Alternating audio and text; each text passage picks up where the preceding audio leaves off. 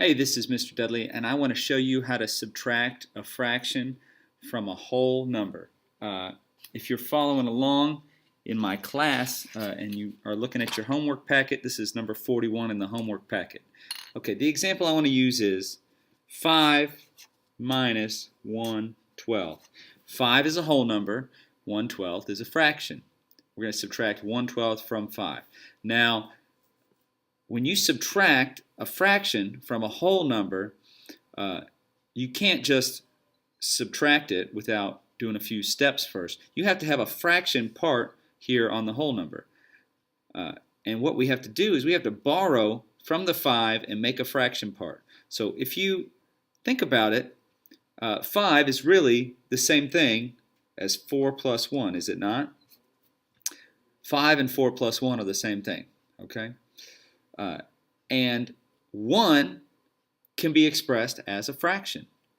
And in fact, you can have a fraction, a lot of fractions that are equivalent to 1. Any fraction that where the numerator and denominator are the same number are equivalent to 1. So that means 2 halves is equivalent to 1, 3/3 is equivalent to 1, and 4/4 is equivalent to 1. They're all equivalent to 1, and I call those whole fractions because they're fractions, but they're also a whole. Okay, we're not going to use these three though. Okay, we're going to make a whole fraction that is going to be helpful, and the most helpful whole fraction we could come up with is one that matches the common denominator that we have in this problem, which is 12.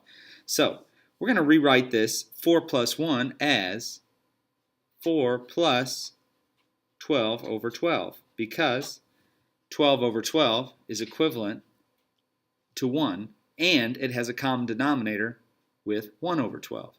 So we can get rid of the plus sign, actually, and just write 4 and 12/12. So now it's a mixed number. Now we have a fraction part of that mixed number, the fractional part, and we can subtract 1/12 from it, okay? So we're going to subtract 12/12 minus 1/12, and we get 11/12, okay?